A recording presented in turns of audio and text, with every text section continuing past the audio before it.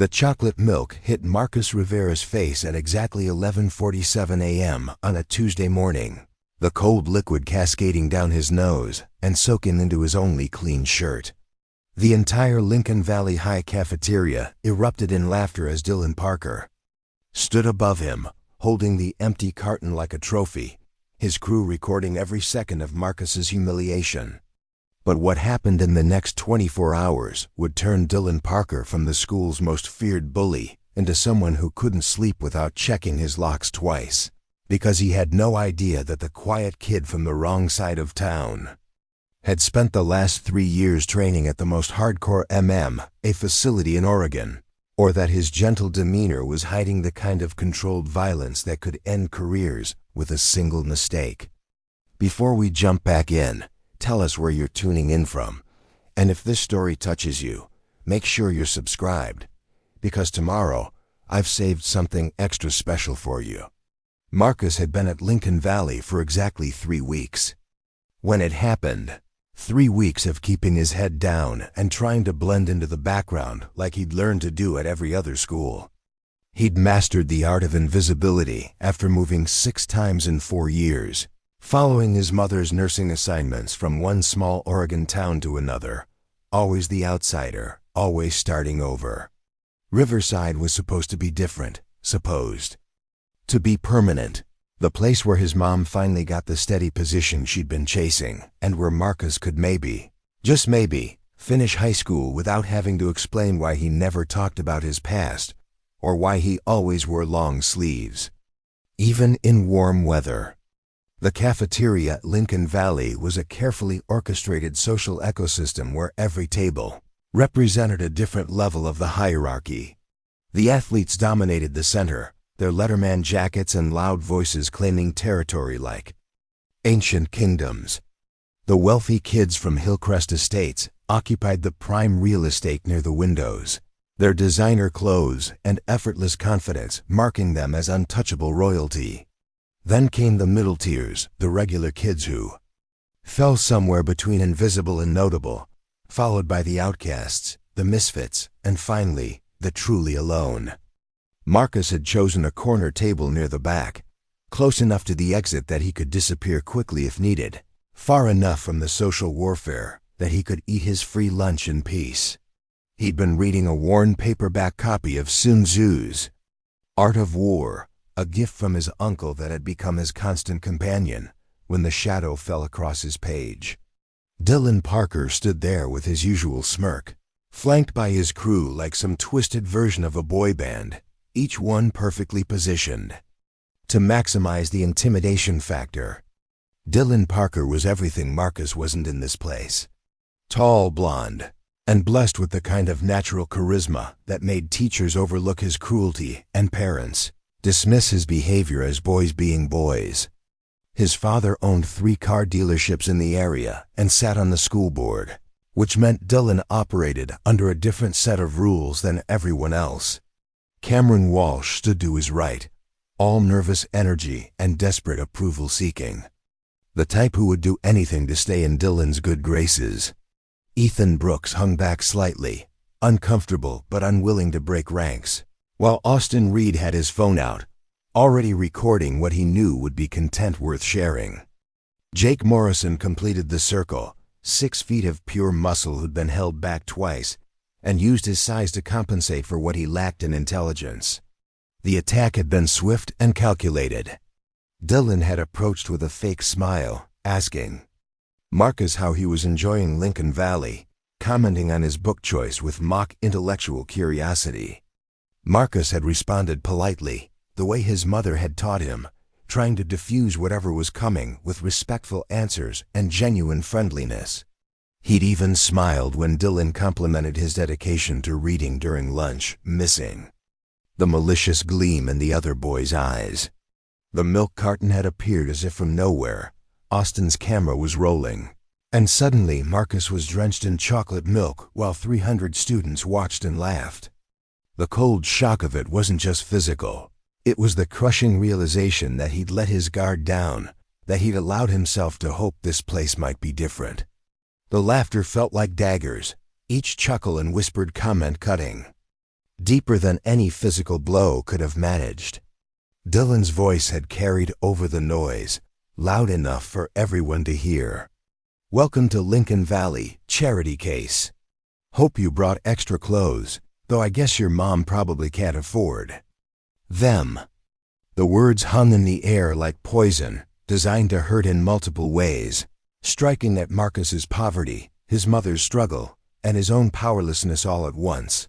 Marcus had sat there, milk dripping from his hair onto his soaked shirt, feeling the weight of every stare, every phone camera pointed in his direction. He'd felt the familiar rage building in his chest, the same fire that had gotten him into trouble at his last school, the same anger that had led him to Uncle Rodriguez's gym in the first place.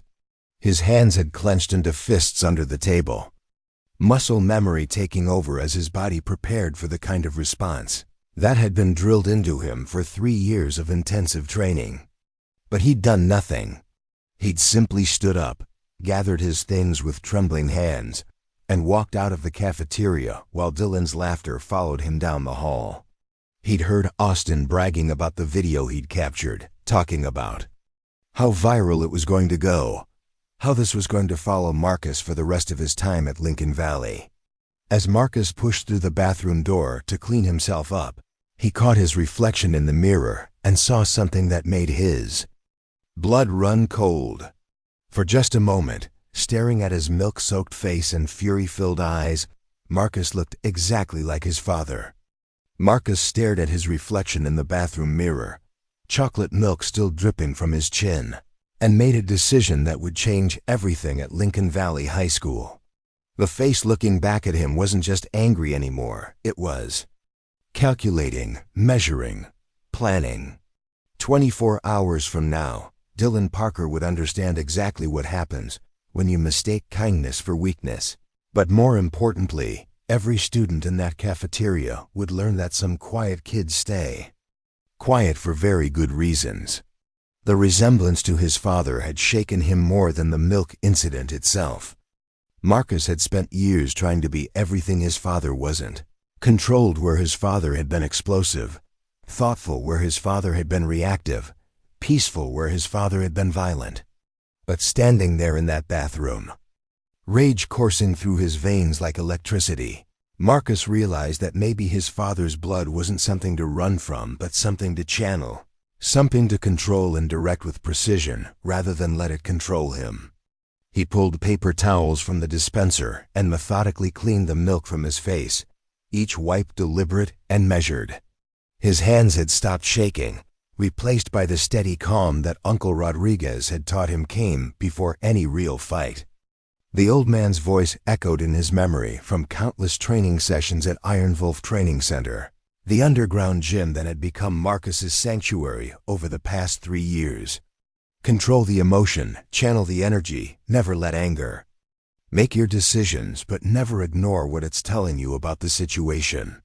Marcus had found his way to Iron Wolf after the incident at his previous school, the one that had gotten him suspended and nearly arrested, the one that had forced another midnight move to another town where nobody knew his name or his history. Preparing and narrating this story took us a lot of time, so if you are enjoying it, subscribe to our channel. It means a lot to us. Now back to the story. His mother had been working double shifts at the hospital in Salem when Marcus had finally exploded. 3 months of accumulated harassment from a group of seniors who thought his second-hand clothes and quiet demeanor made him an easy target.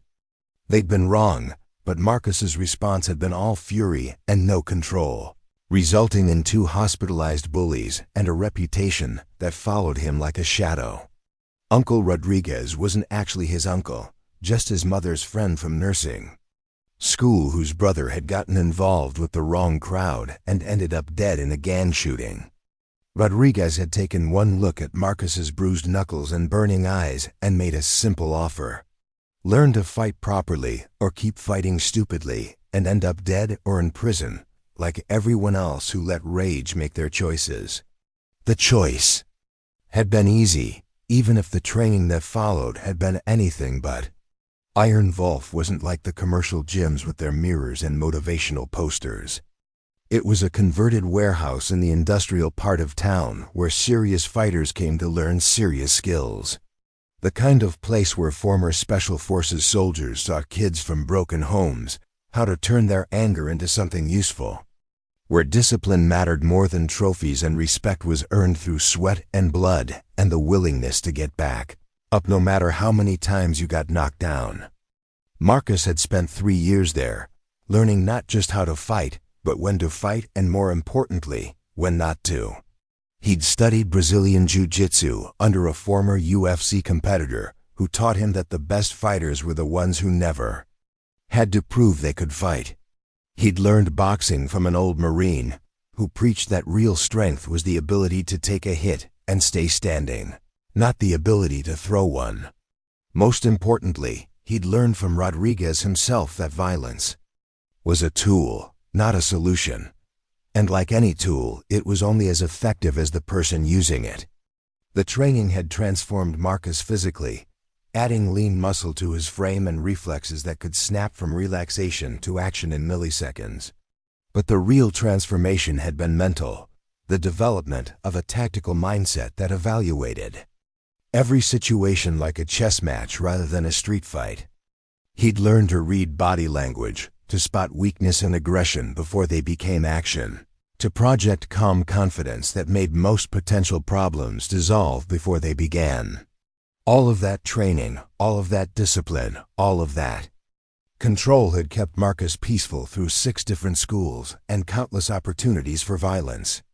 He'd walked away from fights, ignored insults, turned the other cheek so many times that he'd begun to wonder if he was becoming weak.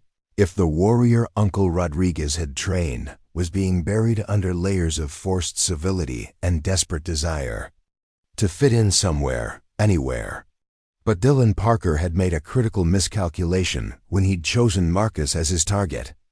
He'd seen the quiet kid with the worn clothes and assumed he'd found another victim, another easy mark to humiliate for the entertainment of his followers. What Dylan didn't know was that Marcus's silence wasn't submission, it was assessment. Every interaction over the past 3 weeks had been filed away, analyzed, studied. Marcus knew Dylan's patterns, his crew's dynamics, their individual weaknesses and the power structure that protected them. More importantly, Marcus knew that his mother's latest nursing contract was for 2 years, which meant he couldn't just disappear again when things got difficult. For the first time since his father had left, Marcus had something worth defending, a life worth fighting for, and people who depended on him staying put and making this work. His mother had finally found a position with decent pay and benefits.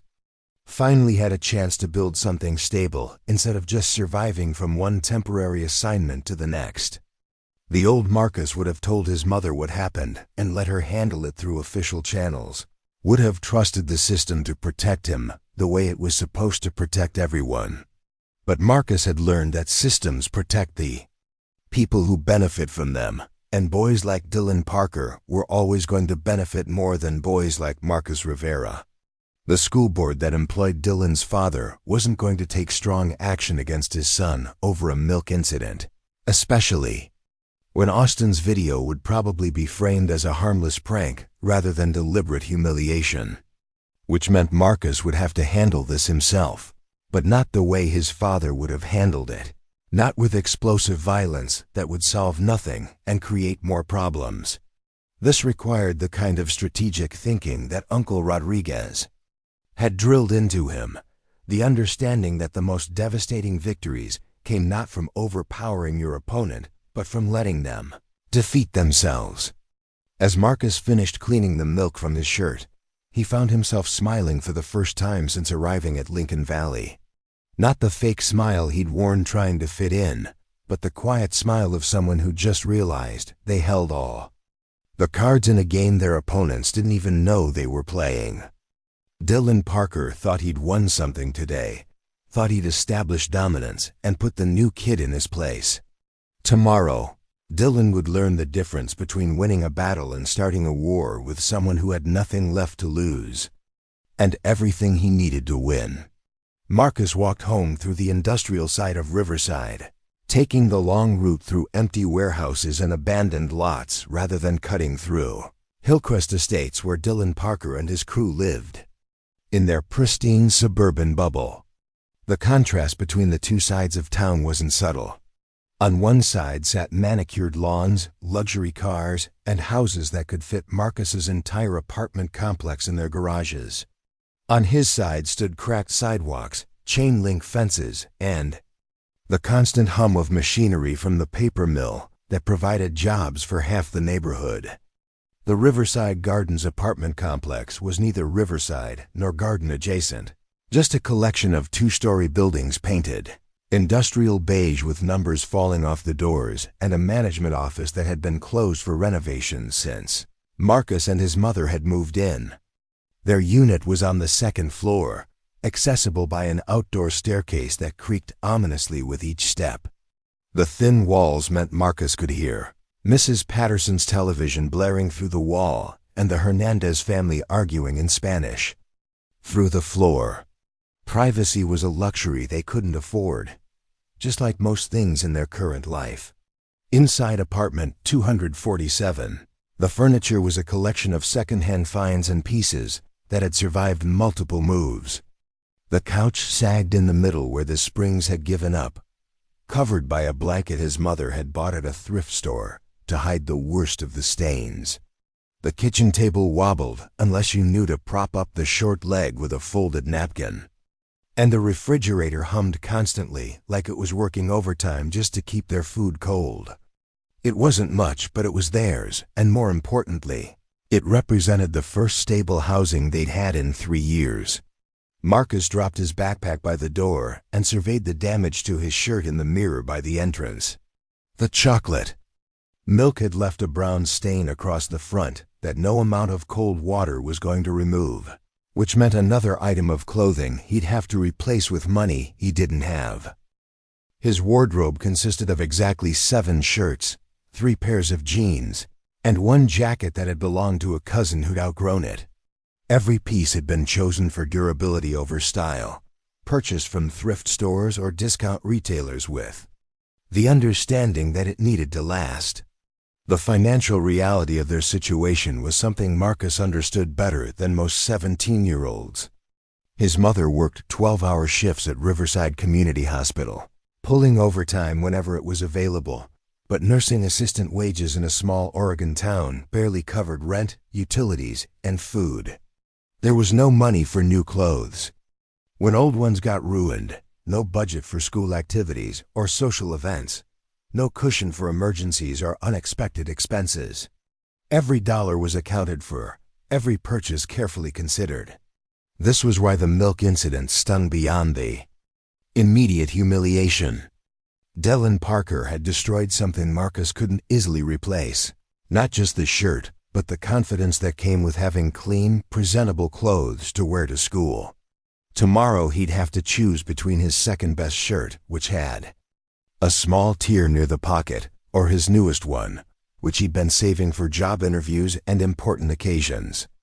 Either choice would mark him as different, as someone who didn't belong in the polished world of Lincoln Valley High. The moving had started after Marcus's father left, when the medical bills from his increasingly erratic behavior had piled up faster than his mother's insurance could cover them. Mental health treatment wasn't cheap, and Marcus's father had refused most of it anyway, insisting that he didn't need help from doctors who didn't understand what real men faced in the world. The final incident had involved police, paramedics, and a restraining order that had forced them to leave their apartment in Portland and start over somewhere his father couldn't find them. Since then, life had been a series of temporary positions for his mother and new schools for Marcus. Salem, Eugene, Bend, Corvallis, each lasting between 6 months and a year before his mother would get a better offer or a contract would end, and they'd pack their few possessions into their aging Honda Civic and drive to the next fresh start. Marcus had attended 9 different schools between 8th grade and now, never staying long enough to form real friendships, never investing too deeply in any community because he knew it was temporary. Each move had taught him survival skills that other kids never needed to learn. How to assess a new school's social hierarchy within the first week. How to identify which teachers would cut him slack for being the new kid and which ones would mark him as a troublemaker from day one. How to stay invisible when necessary, and how to project just enough confidence to avoid being labeled an easy target. At least that had worked until Dylan Parker decided to make him a special project. The isolation was the hardest part, the constant knowledge that he was fundamentally different from his classmates. While they worried about prom dates and college applications, Marcus worried about whether his mother was eating enough and whether they'd be able to afford to stay in Riverside long enough for him to graduate. While they took for granted that their friends would be the same friends next year, Marcus had learned not to get too attached to anyone because leaving was always a possibility. Lincoln Valley High represented something different, though, something Marcus had been afraid to hope for until now. His mother's contract at Riverside Community Hospital was for 2 years with the possibility of permanent placement if she proved herself indispensable. 2 years would be enough for Marcus to graduate, maybe even to establish the kind of roots he'd never had before. For the first time since his father had left, Marcus had allowed himself to imagine a future that extended beyond the next emergency, the next sudden departure. That future was what Dylan Parker had threatened today, whether he realized it or not. The video Austin had recorded was already making the rounds on social media, tagged with Lincoln Valley High and Marcus's name. In previous schools, this would have been Marcus's cue to start preparing for another move, to begin the emotional process of detaching from a place he'd never really attached to in the first place. But this time was different. This time, his mother was depending on him to make this work, to be the stable influence she needed while she built something permanent for both of them. The weight of that responsibility sat heavy on Marcus's shoulders as he changed out of his stained shirt and tried to focus on homework he couldn't concentrate on. Through the thin walls, he could hear Mrs. Patterson's evening news broadcast, the familiar litany of violence and disaster that seemed to follow them from town to town. Somewhere across town, Dylan Parker was probably laughing with his friends about their successful prank, confident that the new kid would fall in line like all the others before him. What Dylan didn't understand was that Marcus had spent 3 years learning that sometimes the best way to end a fight was to make your opponent realize they'd picked the wrong person to mess with. Tomorrow would begin Dylan Parker's education in exactly how wrong he'd been about the quiet kid from apartment 247. But first Marcus needed to make sure he was fighting for the right reasons and with the right methods. He pulled out his phone and scrolled to Uncle Rodriguez's number. It was time to have a conversation about what happened when turning the other cheek stopped being an option. Dylan Parker lived in a world where consequences were suggestions rather than requirements, where rules bent around his family's influence like light bending around a black hole. The Parker family mansion sat at the highest point of Hillcrest Estates, a sprawling Mediterranean-style compound with wrought iron gates and a circular driveway that could accommodate a dozen luxury vehicles. From his bedroom window, Dylan could look down on the entire town of Riverside, a literal representation of the social hierarchy he'd inherited along with his trust fund and family name. The Parker family's grip on Riverside stretched back 3 generations to when Dylan's great-grandfather had bought up farmland during the Depression and turned it into the commercial district that now generated millions in revenue. Parker Automotive Group owned every car dealership within 50 miles, employing nearly 200 people and contributing enough in taxes to make city officials very interested in keeping the family happy. Dylan's father sat on the school board, the hospital board, and the county planning commission, wielding influence that extended into every aspect of local governance. This wasn't the kind of power that required dramatic displays or obvious corruption. It was the subtle influence of phone calls that got made, conversations that happened at the country club, donations that appeared when they were needed most. When Dylan had been arrested for underage drinking at a party that had resulted in thousands of dollars in property damage, The charges had mysteriously disappeared after a brief meeting between Mr. Parker and the district attorney.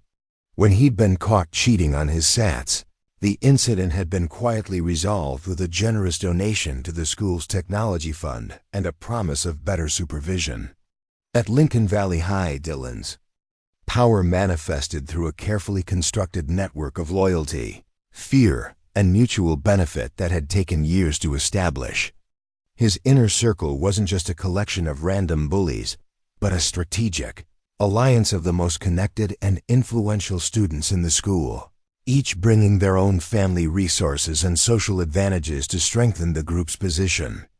Cameron Walsh was the enforcer, the one who handled the dirty work that Dylan preferred to keep at arm's length. His father owned the largest construction company in the region, which meant Cameron understood the value of systematic demolition, whether it involved buildings or reputations. He'd perfected the art of psychological warfare, knowing exactly which insecurities to target and how to exploit them for maximum damage. Cameron had no real loyalty to Dylan beyond the protection and status their association provided, but that transactional relationship made him reliable in ways that genuine friendship never could. Austin Reed served as the group's documentarian and social media strategist, using his technical skills and family resources to control the narrative around their activities. His mother was a successful real estate agent who specialized in high-end properties, giving Austin access to privileged information about who was moving where and why. More importantly, she'd taught him that image was everything, that perception could be shaped and manipulated with the right tools and techniques. Austin's real weapon wasn't his camera, but his understanding of how information could be weaponized in the digital age. Ethan Brooks represented the intellectual wing of Dylan's operation, the one who planned their campaigns with the precision of a military strategist. His father was a prominent attorney who taught Ethan that every situation had loopholes, that rules existed to be navigated rather than followed, and that the letter of the law mattered more than its spirit. Ethan provided the legal reasoning that justified their actions, the careful arguments that kept their harassment just shy of actionable offenses while maximizing psychological impact. Jake Morrison was pure muscle, the physical presence that gave weight to their threats and made resistance seem futile. His family owned a chain of gyms throughout the state, which meant Jake had access to performance-enhancing drugs and training regimens that kept him larger and stronger than anyone else in school. He wasn't particularly intelligent, but he didn't need to be when his mere presence could end most conflicts before they began. Jake's role was simple: make sure everyone understood that defying Dylan's crew had physical consequences. Together, they'd created a reign of terror at Lincoln Valley that operated with administrative blessing disguised as willful ignorance. Principal Williams knew exactly what was happening in his school, but chose to interpret their systematic harassment as typical teenage behavior, boys being boys, growing pains that students needed to navigate themselves. The faculty had learned that questioning Dylan's activities too closely resulted in uncomfortable meetings with Mr. Parker and school board members who questioned their judgment and effectiveness. The system protected Dylan's crew not through active conspiracy, but through passive complicity, the collective decision to look the other way rather than confront problems that might reflect poorly on the school's reputation. Lincoln Valley High prided itself on high test scores and college acceptance rates, metrics that mattered more to administrators than the mental health and safety of students who didn't contribute to those statistics. As long as Dylan's grades remained acceptable and his family's donations continued flowing, his extracurricular activities were deemed outside the scope of official concern. Their methods had been refined through years of practice, evolved through trial and error to maximize impact while minimizing risk. They never attacked in groups where adult supervision was present, never left physical evidence of their harassment, never targeted students whose families had the resources or connections to retaliate effectively. Their victims were carefully selected for vulnerability, isolation, and lack of institutional support. Marcus Rivera had seemed like the perfect target when he'd first arrived at Lincoln Valley. New student, no local connections, obvious financial disadvantages, and the kind of quiet demeanor that suggested he wouldn't fight back. Dylan had done his research, learning about Marcus's history of frequent moves and his mother's low-paying job at the hospital. Everything suggested another easy victim, another broken spirit to add to their collection of conquered opponents. The crew had started slowly with Marcus, testing his responses and mapping his weaknesses the way scientists study lab specimens. Small humiliations in the hallway, accidentally knocking books from his hands, comments designed to probe for sensitive subjects. Marcus's failure to retaliate had been interpreted as confirmation of his weakness, evidence that he would follow the pattern of all their previous victims by either transferring schools or falling into line as another subservient member of their expanded kingdom. What they'd failed to recognize was that Marcus's restraint wasn't weakness but strategy, that his careful observation wasn't fear but preparation. Dylan had built his power on the assumption that his victims would always choose submission over confrontation, that the comfortable world of Hillcrest Estates would always triumph over the desperate circumstances of Riverside Gardens. He'd never encountered someone who understood that real power didn't come from inherited advantages but from the willingness to sacrifice everything for the chance to change the game entirely. The milk incident had been meant as Marcus's formal initiation into the ranks of the conquered, the moment when he would publicly accept his place in the hierarchy and abandon any thoughts of resistance. Instead, it had been the moment when Dylan Parker had unknowingly declared war on someone who'd been trained for exactly this kind of conflict, someone who understood that the most dangerous opponents were the ones who had nothing left to lose and everything to gain from bringing down kingdoms built on fear. Tomorrow would begin Dylan's education in the difference between inherited power and earned strength, between ruling through intimidation and leading through respect. But tonight, he slept peacefully in his mansion on the hill, confident in his invincibility and completely unaware that he'd just made the worst mistake of his privileged life. Uncle Rodriguez answered his phone on the second ring, his gravelly voice carrying the weight of someone who'd seen enough violence to recognize it approaching from miles away. Marcus sat on his bed in the cramped apartment, phone pressed to his ear, trying to find the words to explain what had happened without sounding like every other angry teenager who thought their problems were unique. But Rodriguez had a way of cutting through the noise, of seeing straight to the heart of what really mattered. "You called because something happened today," Rodriguez said, not asking but stating a fact. "Something that made you remember what I taught you about choosing your battles." Marcus described the milk incident, the laughter, the video that was probably already spreading across social media platforms he didn't even use.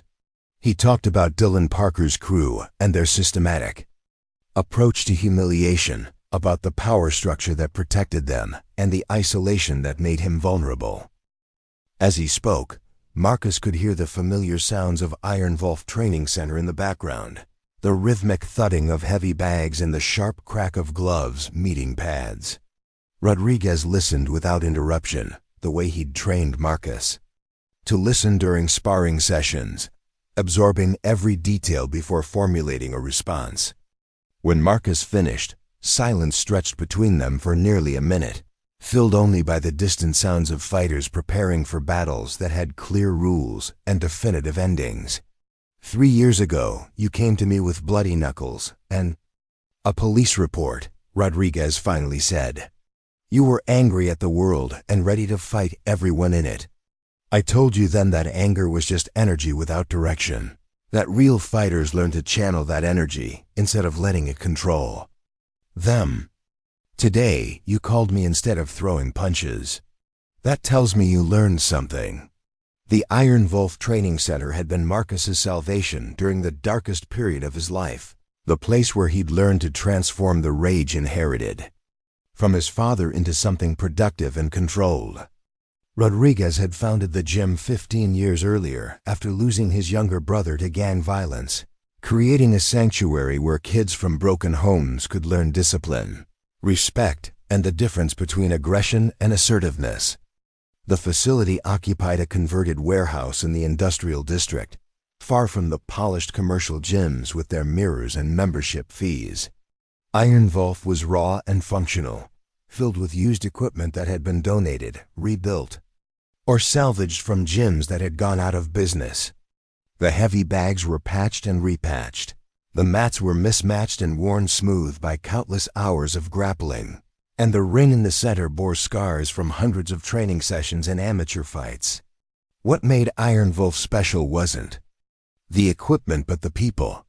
Rodriguez had assembled a collection of coaches and mentors who understood that teaching fighting techniques was only part of their job.